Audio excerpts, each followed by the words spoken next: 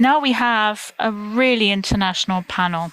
This panel is on international forums, and it talks about internet governance. It will be moderated by our dear friend Roberto Zambrano from Bolivia. He was going to join us in person, but this wasn't possible, so he's online. We have lots of participants. We have somebody from the Caribbean Telecommunications Unit who came to in fact, the first forum was held in the Caribbean. We're going to have Kusaya Shati from Kuwait Information Technology and Chen Getai Masango, who is the manager of the IGF program and technology. And then Anja, who is in charge of national and regional IGF initiatives. And finally, Gaitanjali Shah, who's working at the ITU at the Business Forum. So, Roberto, all yours. Now we're going to go into English. Saludarte, muchas gracias, como siempre, por la invitación. Well, welcome everybody to this great new event in the South School of Internet Governance. This has been benefiting many, many students around the world for many, many years. So welcome to this session. It is a pleasure for me to be the facilitator for this panel. We're very esteemed colleagues. We're Chenetai Masanjo and Gengo Miananan in representation of Rodney and that it emerged from, but certainly it brings a lot of value. And on that point, let me bring you back a little bit in the history, maybe 16, 17 years back. I know that maybe, I don't know if Chengetai will reflect on the IGF origins, but I have to, whenever I speak about the NRIs, to tell you what happened almost 2 decades ago, which led us now to really a very rich environment that we have in terms of internet governance, to which I think we should be really thankful to that we're living in that period. So I'm sure some of you know that, if not all, that the IGF was formally convened in 2006. The first meeting was hosted in Athens in Greece, and its mandate comes from the paragraph 72 of the Tunis Agenda for the Information Society. That's the WSIS process that I mentioned at the beginning. And I see that Gitanjali is with us, so I know that she will be, from the heart of the institution speaking about that. But it's very important to understand that the Tunis Agenda for the Information Society, which gave life to the IGF, did not specifically call for forming of any local IGFs. And note that today, almost 2 decades after the original WSIS, we have 156 officially recognized national, regional, sub-regional youth IGFs. So let me show you where they are, and then I'll come back to say a few words. Now you see probably the graph, which illustrates a breakdown of the officially recognized NRIs. As you can see, we have close to 100 national IGFs, so close to 100 countries that are running their IGFs. We have 21 regional IGF, 34 youth IGFs, and we have 2 more IGFs that I think by the end of this year will be joining our network. It's also interesting to look at by the UN regional group, the breakdowns of the national IGF. So I added this graph that you can see maybe on the probably right side of your screen. And you can see that, we still have a way to go in terms of the national IGFs, given the number of member states. But I think we are very much well covered and shielded by the regional IGFs, which are doing an extremely important work, especially in the areas where there isn't a local IGF which would be accessible, or let's say physically the closest, which also means the cheapest for people to participate in. And so in that sense, I think we have, as I said, a very good ecosystem. This is how our ecosystem looks like. This is a map which I think nicely illustrates the spread and the locations of the NRIs. And I think geographically speaking, we can really say that we have a very nice balance when it comes about the presence of the NRIs. As I said, represented through the national or regional or the youth IGFs. And how all this started, that's always a fascinating story to me. It started basically organically. As I said, the Tunis agenda didn't specifically call for forming of the NRIs, but Nia rightfully said, because the IGF is really a kind of people-facilitated process, many of those who were active during the WSIS negotiations and also in the IGF processes from its very beginning felt inspired by the IGF model and decided that one big international forum, even at that time, may not be enough to cover all the growing challenges, which are also regionally diversified across so many countries and regions. And in that sense, that countries need their own IGFs, basically, application of principles to their own communities. That's, in short, something that was obviously a product of hard work and enthusiasm to make the internet the place that we all want it to be. And many of the multi-stakeholder organizing committees started being formed at the level of country and region. The rest is pretty much the history. As Nia said, the beginnings were not easy, but after a long journey, this is where we are. The IGF Secretariat has been entrusted years back to run the recognition process of the NRIs. The NRIs, given their organic origin, are of course autonomous, but we are all very much interconnected and also abided by the fact that we implement the same high-level principles of the IGF, which means that we are establishing a process that is multi-stakeholder, bottom-up, inclusive, open, transparent, non-commercial, and a process that serves everyone without any fees, without any particular invitation, but really an open, friendly space where everyone can come and discuss the priorities on internet governance. That's where we are. In terms of the IGF Secretariat's support to the NRIs and form of cooperation, so as I said, the Secretariat has been entrusted to run the recognition process, and that's usually a very lengthy, extensive product of communication with the NRI organizing committees to ensure that the principles are indeed respected, and then looking at how that is implemented. But in addition to that, the NRIs receive other forms of support from the IGF Secretariat. There can be substantive, but they can also be of financial nature. Substantively speaking, the Secretariat works also individually with the NRIs on matters that are of their priority.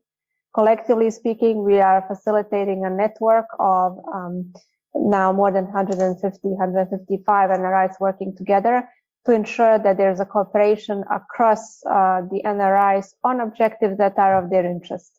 Usually those objectives change from year to year, but there are some fixed categories. Such, for example, is that the NRIs collectively work to prepare their main session, which is interpreted to 6 UN languages, hosted at the annual IGF meeting.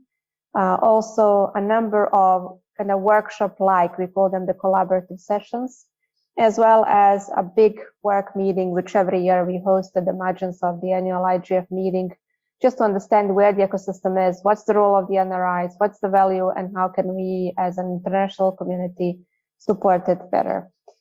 That's basically where we are. There are a number of other objectives, but I know that Roberto maybe will have time later, given that we have other speakers as well. The youth IGF, just a quick point on that.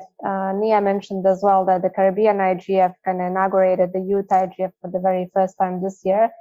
And indeed, the youth IGFs has been almost a phenomenon, but I think a necessity in this ecosystem that fortunately was recognized by so many experts and leaders in our community.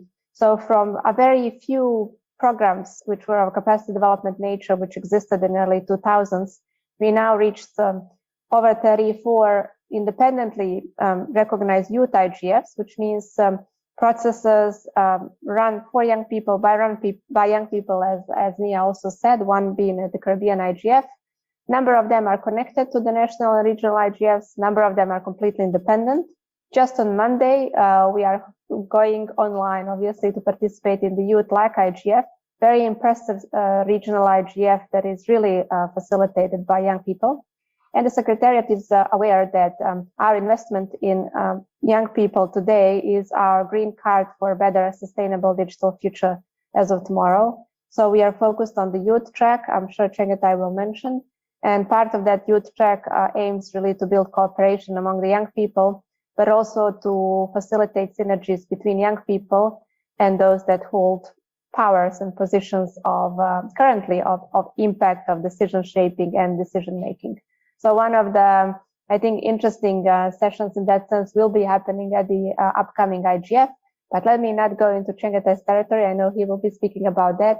And I'm staying online and happy to respond to any of the questions. Thank you. Thank you very much, Anja. It's always great to see how the NRIs are developing in different regions. And particularly in our region, I feel proud that we are more than, I will say, 10 IGFs that are hardworking during these last years.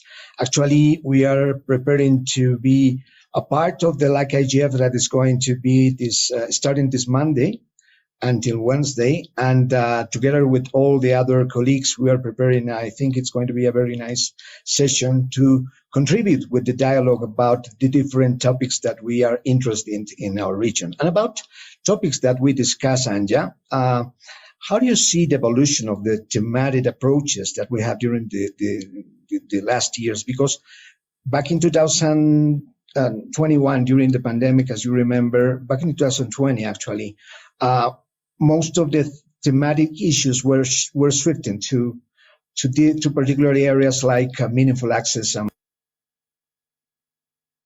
Oh, I think you're muted, Roberto.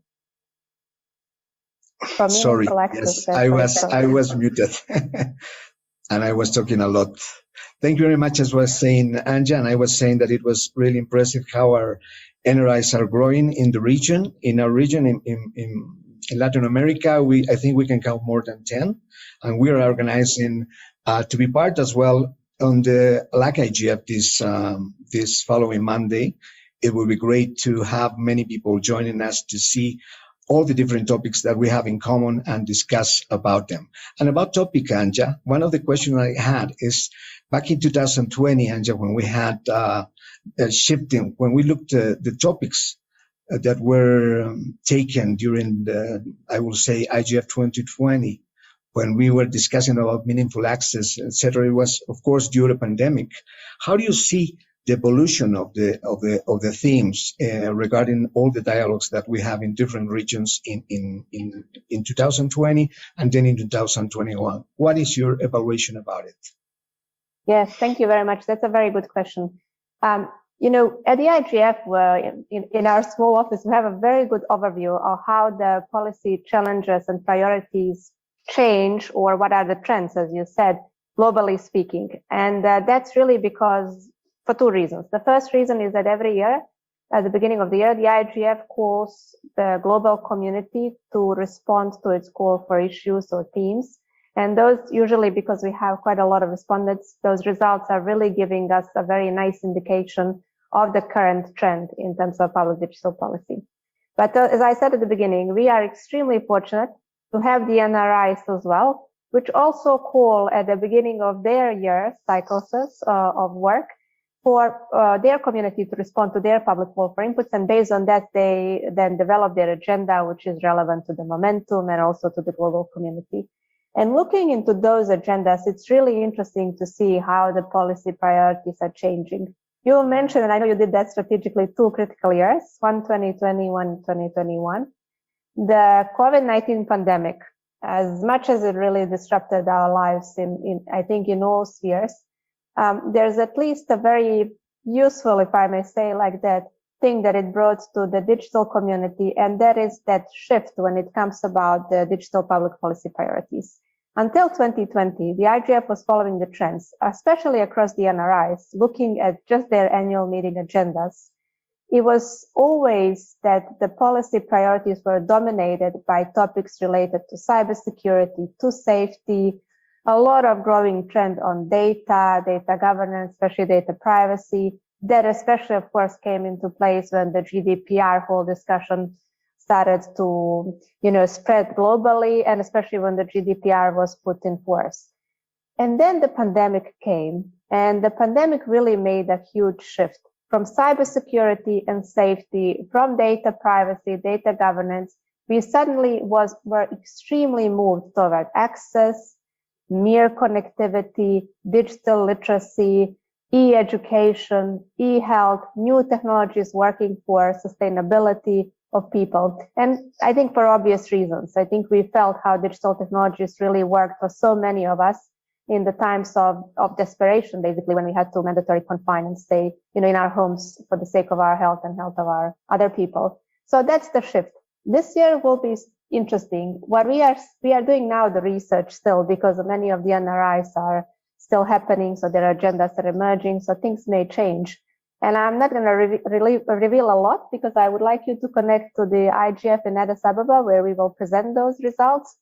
But I can tell you certainly that this year is very much also dominated by matters related to artificial intelligence, to new and emerging technologies, and how the digital policy is responding to that. Certainly, because of the geopolitics, a lot discussion is happening on how the internet can back the peace and prosperity, sustainability of people, and that's also as expected. So we will see how those dynamics will behave until the end of the year, and we are hosted in end of November, beginning of December in Addis for the 17th annual IGF meeting. So that will be, I think, a good timing for us to really look back and see how that research that we're doing now will look in its final form. Thank you, Roberto. Thank you very much, Anja. Now we can move to Kusai. Are you there, Kusai? I think you're muted.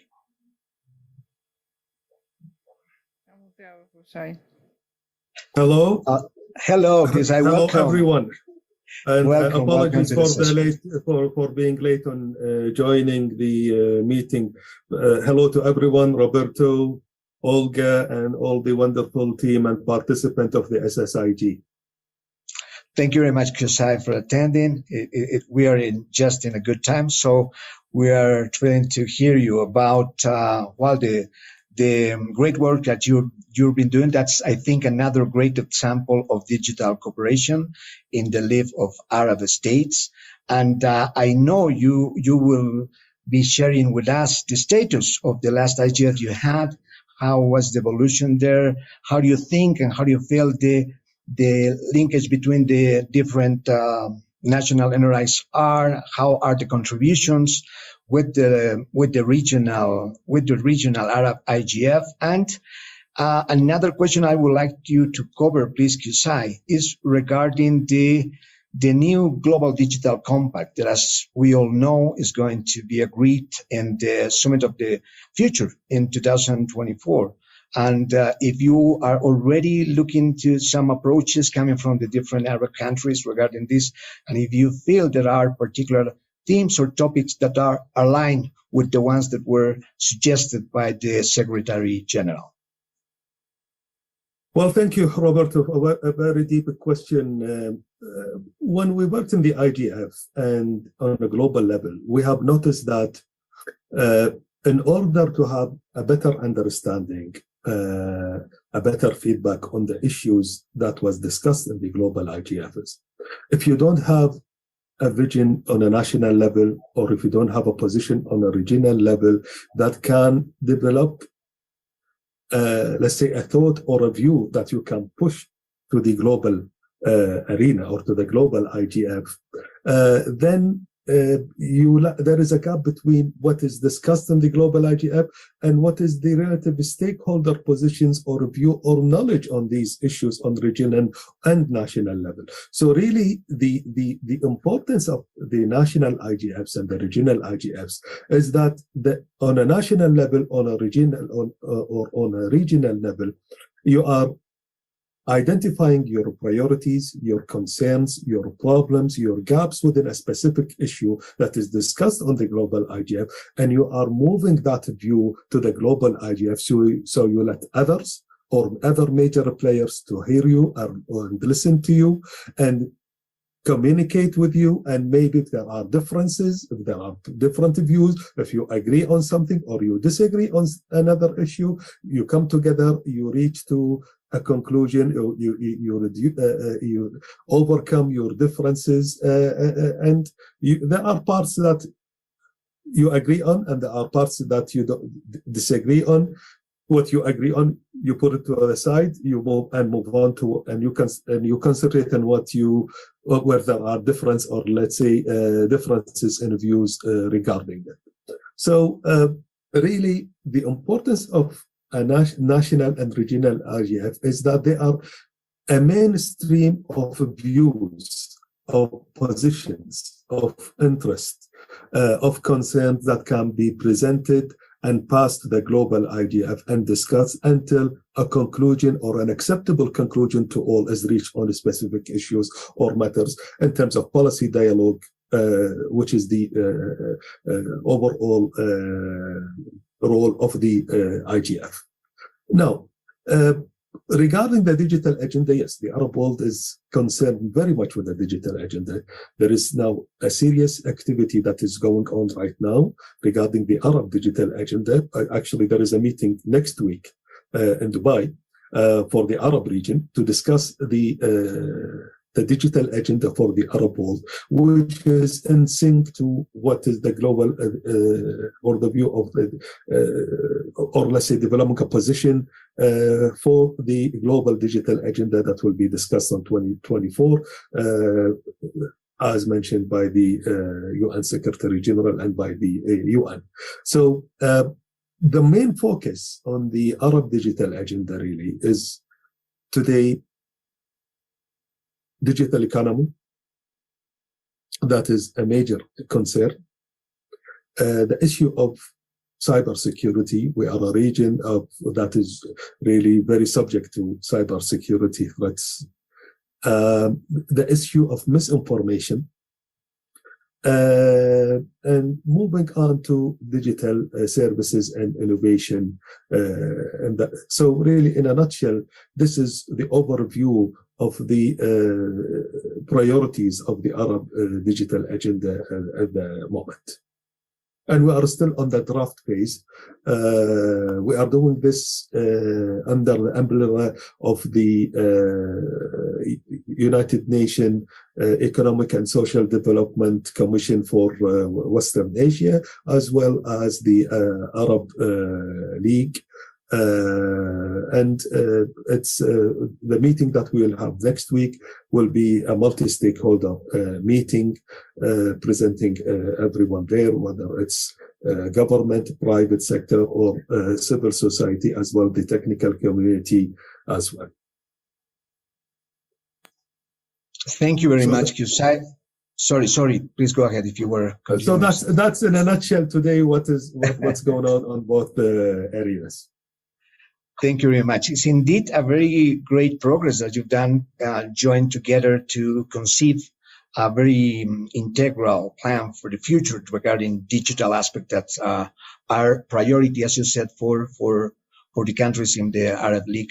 And can you tell us, Qusay, if any of these issues have become a little bit controversial between the different stakeholders or even between different states, like the one that I have in my mind that could be one of the controversial issues is regarding fragmentation. That actually is going to be one of the hot topics in, I will say, in this IGF 2022, and of course present in the topics recommended by to be included actually in the Global Digital Compact. Do you think there is any other particular topic that could be this kind of controversial, or do you think it's going to be easy to handle all the topics?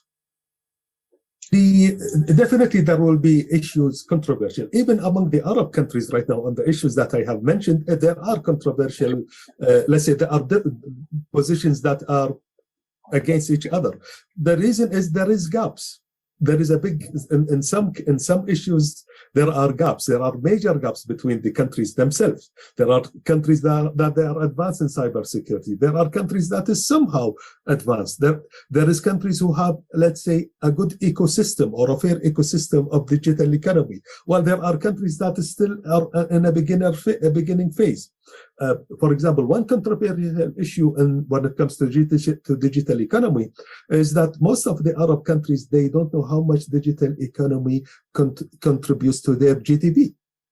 So the volume, the scale, is not known or is not measured well. The ecosystem is not yet well established. That makes a kind of lack of understanding. My perception of digital economy is different than others. The areas that I want to work in is different than the others.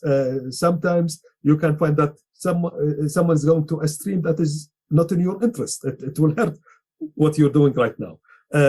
So there are definitely controversial issues among Arab countries, and even when we will develop a unified view, they will definitely have, let's say, I wouldn't say here controversial, but I will say it is common to have differences. But being smart is how we bring these differences close together and resolve them until we reach a system that is good for all.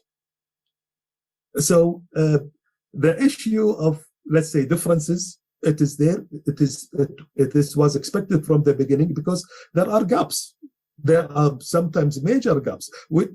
There are still major gaps in the Arab world when it comes to access and infrastructure. So how do you expect when we talk about digital economy, privacy, cybersecurity, innovation? So when you are still also having, let's say, gaps within issues today or matters today that is considered given, like access and infrastructure. Thank you very much, Kusa. You made a fantastic point regarding recognizing the difference that we have among different countries, different cultures, and of course, the state of the issues that we have are not the same in all of us, in all of our countries. So it's great to have that point from you. And thank you for that, Kusai. Now we will go to Chengetai.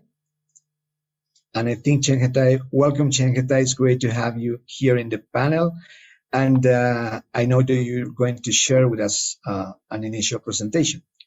Yes, thank you very much, Roberto. And thank you for inviting me, and greetings to all. Let me see if I can share my presentation, and let's see.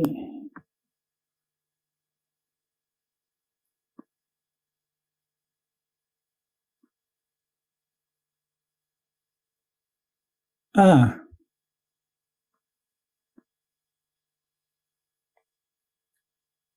of course, I also like just to congratulate the Caribbean IGF. They were the first. They're longer than us. We're only on our 17th IGF. So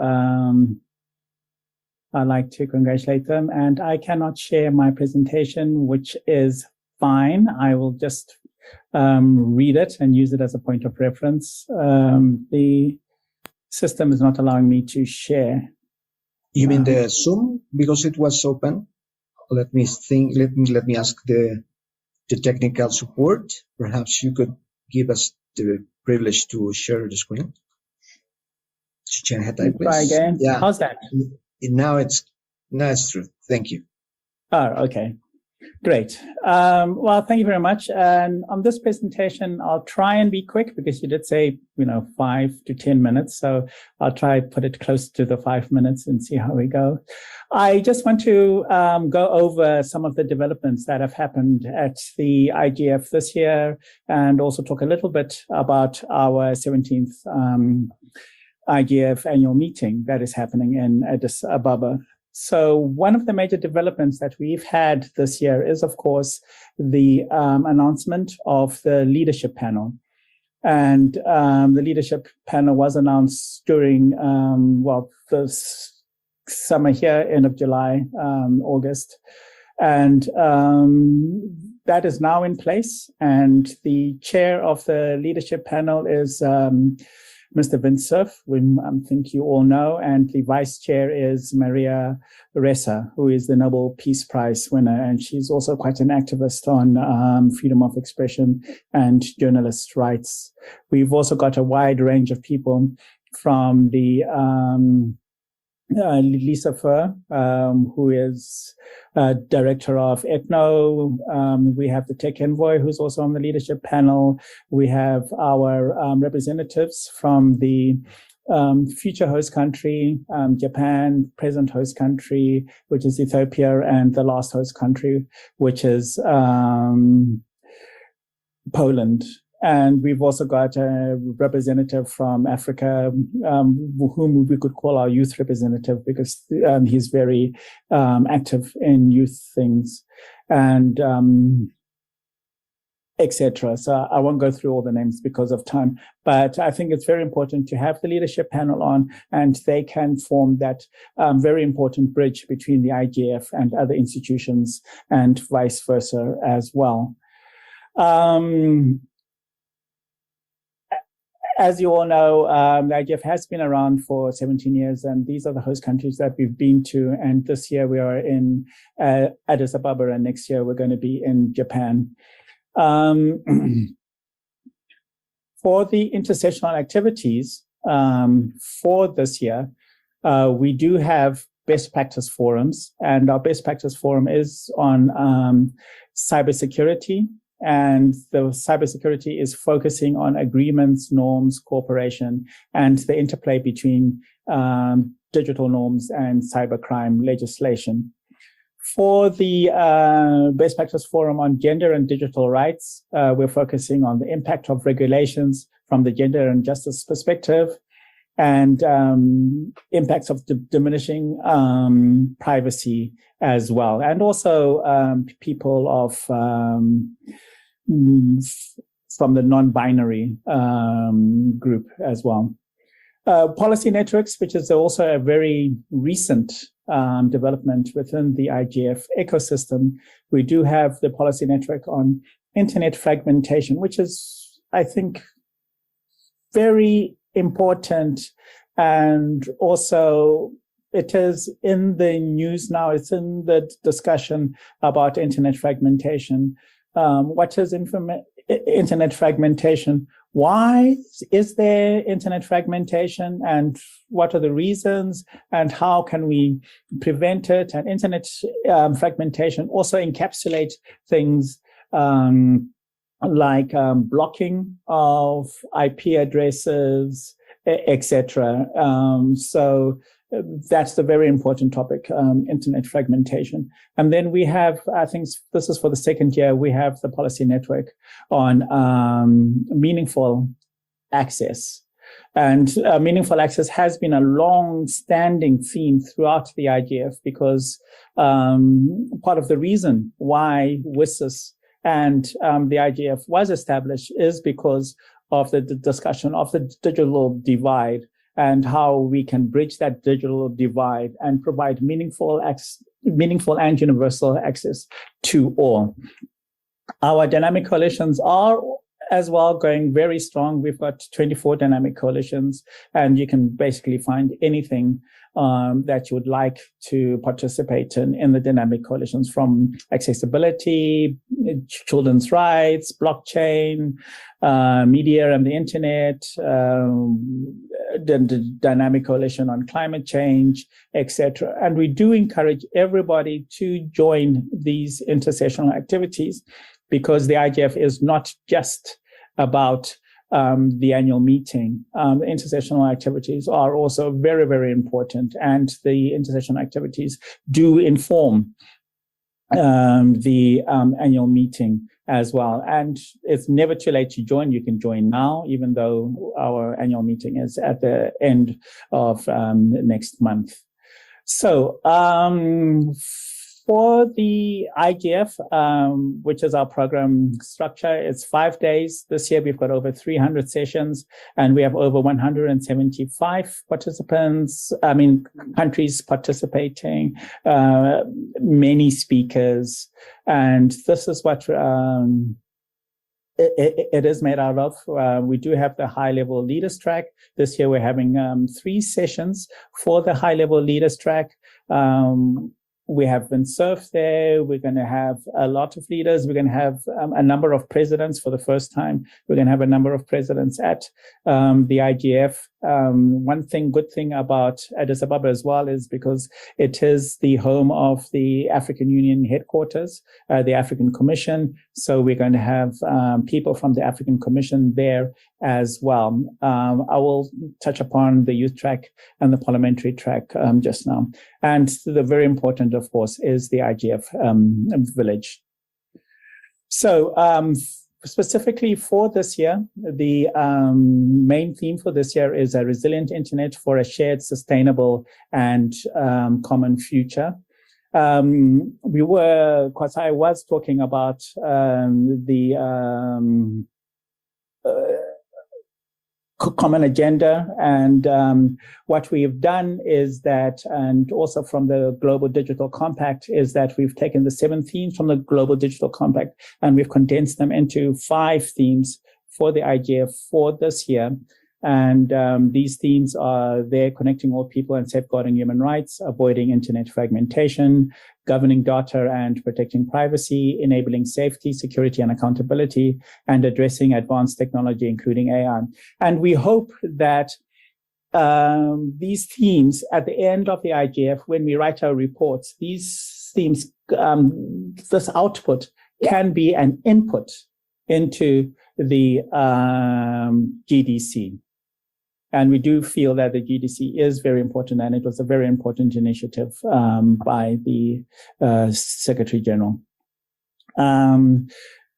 As you may know now, that the IGF 2022 is going to be in Addis Ababa, 28th of November to the 2nd of December, and it's going to be in the Economic Commission for Africa in Addis Ababa.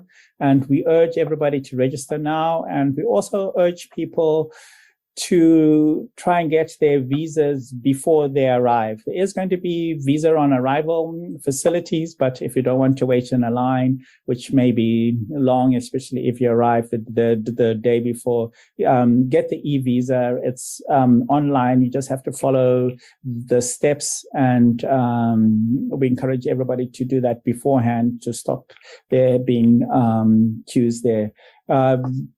The hotels are there. Addis Ababa is very safe. I was there last week with Anya, and we went around, and it's a beautiful place, and the food is wonderful as well.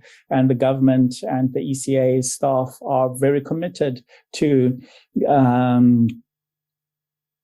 giving us the best IGF ever. So we're really quite excited to be there. And also we talked to the African Union as well, and they are also committed to engaging with us.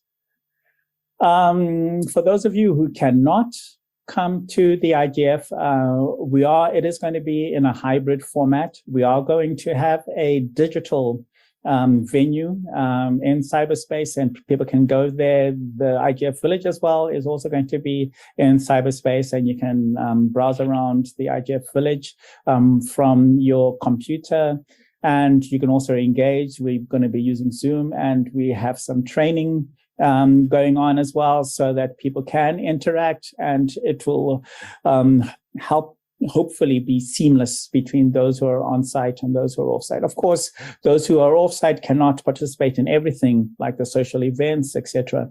But for the meetings and for the sessions, we hope that it's going to be interactive, and even if you're not there, you'll be able to participate quite well. Going on to the digital cooperation, as I said, the themes for this year is actually coming out of this process of digital cooperation, but I'll just skip over this quickly, and I'll make my slides available as well. But it all started off with the roadmap for digital cooperation, which tried to address how the international community can better harness the opportunities presented by digital technologies while addressing their challenges, because the challenges are there, and there is a whole lot of things that are going on.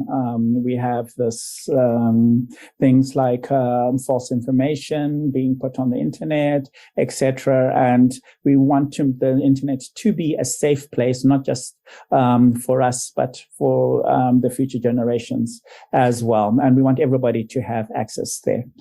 And I did mention the Common Agenda, which the Secretary General launched this year, and the IGF is specifically mentioned in paragraph 93 of the Common Agenda, and it also, the next paragraph there is still part of 93, is the one that also has the Global Digital Compact and the Summit of the Future. I think I will stop there for now, because I think I've gone over my 10 minutes, and back to you, Roberto. Thank you very much, Chengetai. No, it was really fun. Actually, the only problem is that I lost my questions for you, because you already covered everything I wanted to ask. Oh, well, you can ask. But I do have one. Perhaps it's more. It has more. I don't know, not necessarily just logistics, but you know that it was a very nice learning process going from the regular face-to-face IGF back in 2019 to a fully virtual IGF in 2020, and then to face a new model that I think arrived to stay with us for the future, which is coming for a hybrid mode in 2021. And Yes. I'm sure we learned a lot during this process, good things and bad things. And how do you think we are going to, how do you evaluate this change? And how can we expect in the coming IGF, hybrid IGF in 2022 regarding all these lessons learned? Yes, I mean, it has been a learning process, and we've also learned and exchanged information from our partners such as ICANN and also WSIS. We have talked to Getanjali a lot about their experiences with the hybrid event as well. And it's not just a matter of providing the internet connection and providing the Zoom. There's a lot of training that has to be there as well for the moderators, online moderators, or offsite moderators, as well as moderators in the room themselves, and giving that chance to the online participants, because if you're in the room, the only thing you see is the room, of course, and you don't see the online moderators. So you need two of them, and they need to communicate with each other. We also learned quite a lot about our hubs, making of IGF hubs in the countries where people are not just alone, but they can come together, they can discuss, and making space for them to be able to contribute in the meetings. And the last thing I'll just talk about as well is time-wise as well, because you are in one time zone, but your participants, online participants, may be in different time zones. And sometimes if you're in time zone, let's say we're in Addis Ababa, and somebody in Japan, it's 3:00 in the morning for them. So how can they participate? How can they actually feel that they have contributed to? So we had things like people could, they see a session, they can ask their questions before their session starts. And then we can incorporate that. And they can also ask questions after the session, when they see the session, which is on YouTube, etc. And those questions are also incorporated when the workshop proponent submits the summary of the workshop to the IGF Secretariat. So things like that, and things that we are still struggling with, and trying to make sure that we have the most effective participation model that we have. Thank you very much, Chengetai, for sharing those experiences. Thank you for this participation. Now we are going to Jit Najali. I hope I am pronouncing good. And welcome to the panel as well. And I think you have also a presentation. Yes. Thank you, Roberto. Indeed, it's a pleasure. And thanks to the organizers, especially Olga, our good friend and a very committed WSIS stakeholder, for inviting me to present WSIS at this session. Yes, I do have a presentation. I'll go through it very quickly because I know that we don't have much time. So basically, you know, Shengentai and Anya spoke about the WSIS framework. So we work with each other in a very complementary manner. Basically, the WSIS process, we focus on the framework of the WSIS action lines, aligning them with the Sustainable Development Goals. So the contribution of each of the WSIS action lines towards the achievement of the Sustainable Development Goals by 2030. One of the things we do is organize the WSIS Forum to achieve that. So the WSIS Forum 2022, like you were just discussing, it was a huge challenge for us during COVID, how we went into a virtual format and then came back to a hybrid format. So this year was the first hybrid meeting that we organized. We had a great experience. More than 1,000 physical participants with more than 30,000 remote. So I think Shengentai mentioned all the advantages and the disadvantages of this hybrid format. Great participation, like he mentioned, you know, also engagement of the Americas region, which we sometimes, before COVID, when the event was just in Geneva, it was very difficult to get that engagement, but we were able to evolve to adapt to the time zones, to the local languages, and so on and so forth, to increase participation from different regions. Of course, having equality of male and female representation at the WSIS Forum, equal gender representation has been one of our important challenges. And this time we had 47% female and 52% male at the WSIS Forum. So we will strive towards digital gender inclusivity and balance. So we had more than 250 sessions at the WSIS Forum this year, and the final week was held at the WSIS in Geneva in a hybrid mode. So one of the things we also do within the WSIS process is the United Nations Group on the Information Society. Of course, it's been established by the Chief Executive Board in 2006. It's comprised of more than 30 UN agencies. Currently, ITU is the chair and the vice chairs are UNESCO, UNCTAD, UNDP, and representing the regional commissions is UNECA. So we do a lot of joint activities together, including submissions of joint contributions and so on and so forth. So I wanted to quickly move into the high level component that we also have at the WSIS Forum. So this year, the Minister of Nigeria was the chair of the WSIS Forum. We had several high level tracks with more than 550 high level delegates like ministers, head of regulatory bodies, and so on and so forth, attending the WSIS Forum.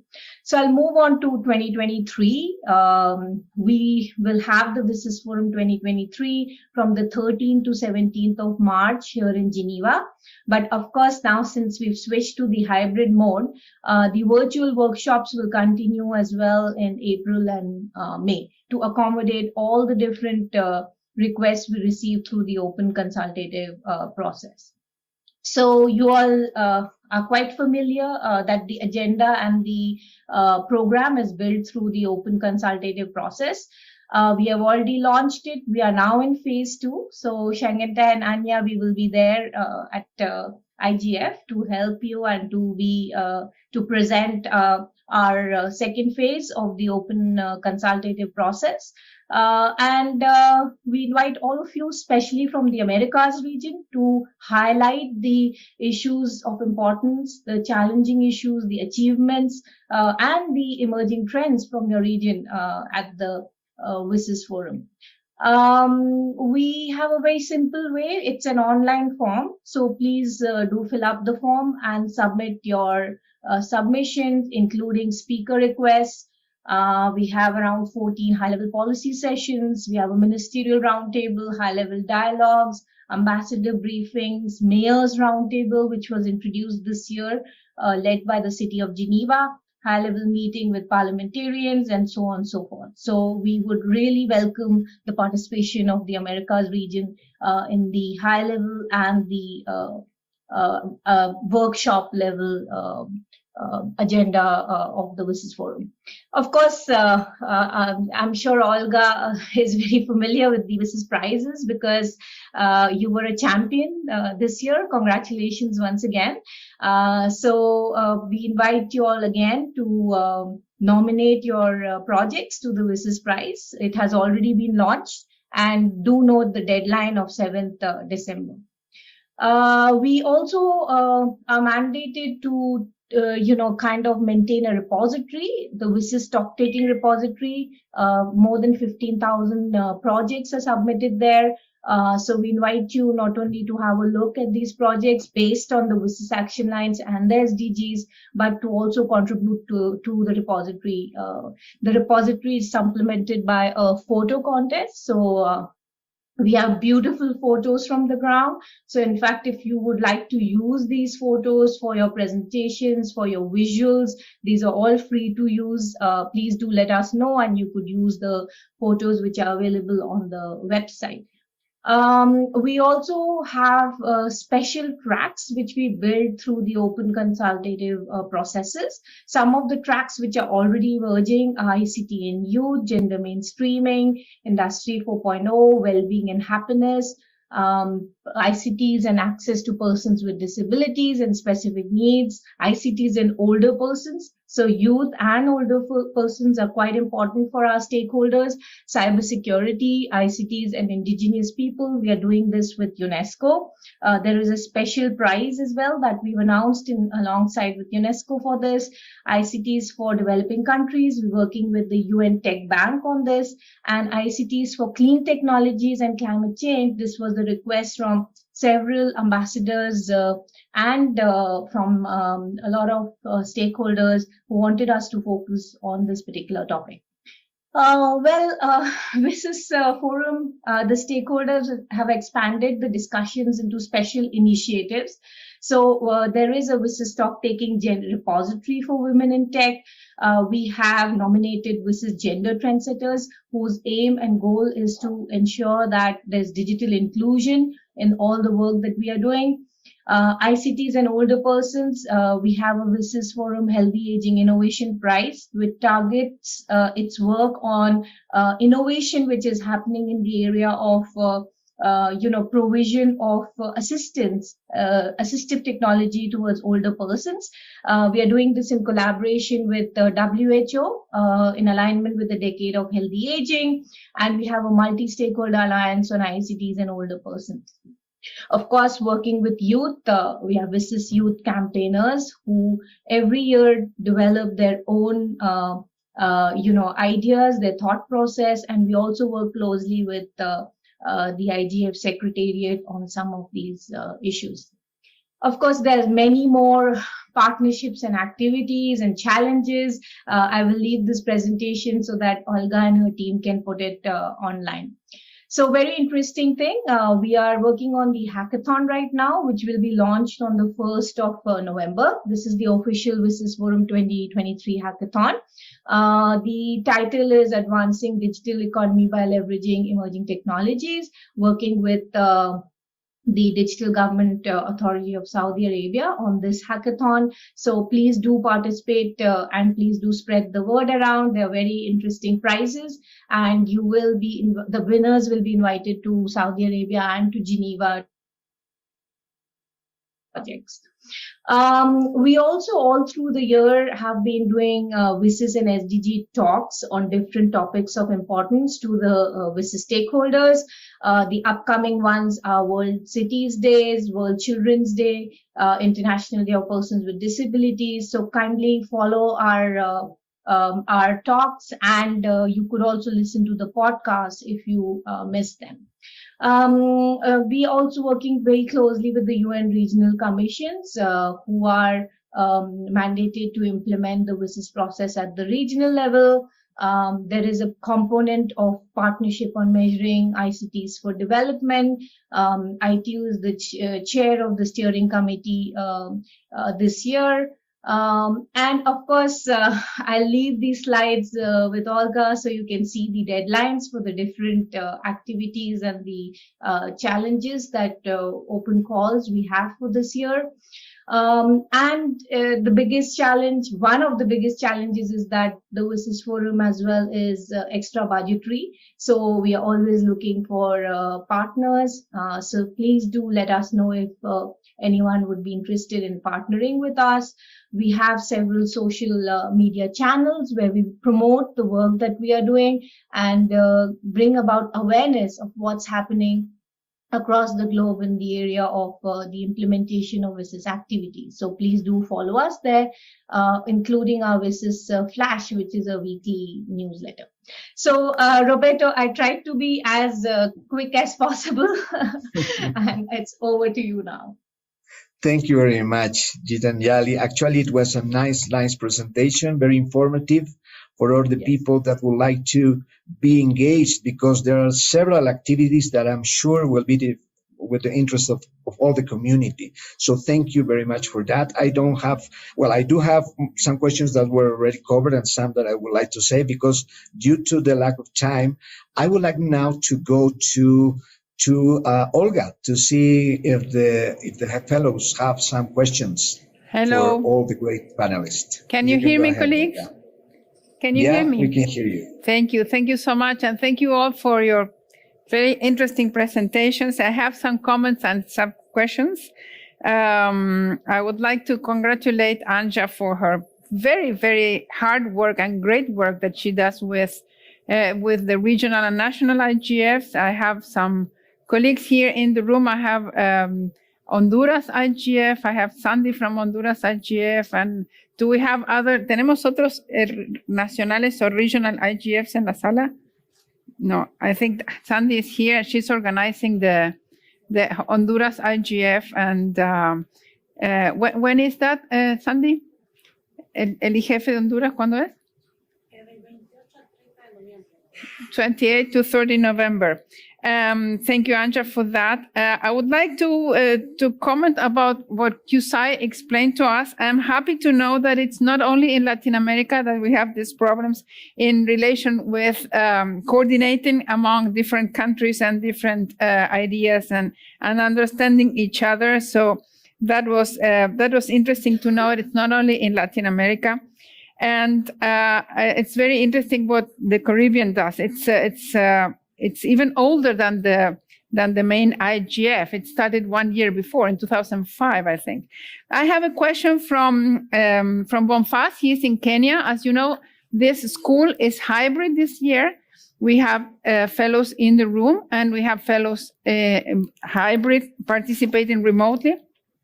And Bonfaz is in Kenya, and he has a question for Chengetai and for Gitanjali.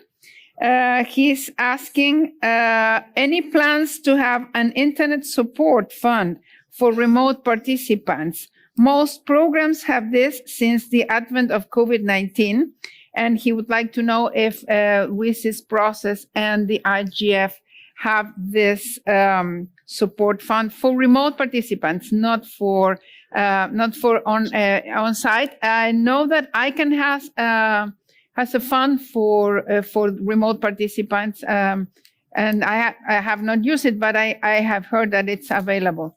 Can you give us some comments to Bonfaz? He is in Kenya.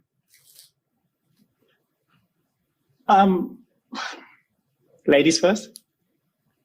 Gitanjali first. Okay, thank you, Shangita. Indeed, this is really an interesting concept, and Olga, I'll leave behind my email in the chat, and I'll be very happy to take this forward with your colleague from Kenya.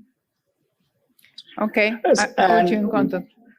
Yeah, as far as the IGF is concerned, we don't have for individuals, but we do have for the remote hubs. Okay. And unfortunately, the remote hubs, that process is over now. But I'm not too sure whether we do have a remote hub in Kenya that you can join.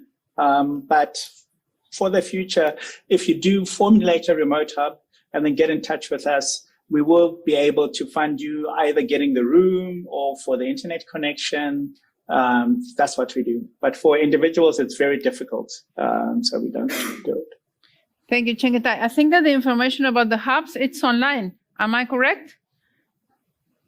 Yes, the information is online. Yes, okay. It is. Maybe Bonfast can check it there. And I have a remote fellow, Montserrat Vidal from Guatemala. The Guatemala IGF will be organized. It was organized in September, all virtual. And I have a question from Paula. She would like to know if there is a strategy or any action to guarantee freedom of expression on the internet, especially in the case of activists and journalists. Tell me, Paula, where are you so I can tell the speakers? I'm reading the questions that are sent online. To any of you who would like to address the question. I mean, we do have a dynamic coalition on freedom of speech. Oh, can you hear me? Yes, I can hear you very well. Yes, and we are publishing best practices and principles. So that's the type of action that we have: best practices, principles for freedom of expression, principles for journalists. That's the kind of action that we do. And we do publish our IGF messages as well, which includes those types of messages. Thank you very much, Chengetai. Within the WSIS process, Olga, you know that we have the WSIS action lines on media, C9. UNESCO is the facilitator of the action line, and they organize several workshops within the scope of the action line, including these topics. And of course, C3, WSIS action line on access. So these two WSIS action lines very closely look at the topic that was brought up. And if you follow the agenda and the program closely, you will notice that we discussed it last year, and most probably in 2023 also it will come up as a topic if stakeholders input it through the open consultative process. Thank you very much. More questions in the room? No? Well, I want to thank you. Aplauso para, big applause for.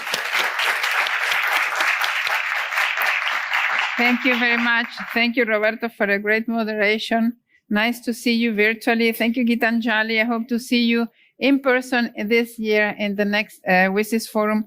Thank you, Anja, and thank you, Chengetai. Unfortunately, I won't be in the IGF, but maybe I meet you in Geneva sometime. QSI, thank you very much. Also, QSI, for your support to the school as a sponsor, and CTU for fantastic work in the Caribbean. Thank you, all of you. See you somewhere in the world, or virtually or in person. Thank you. And thank you very much for being with us. Bye-bye. Bye-bye. Thank you very much.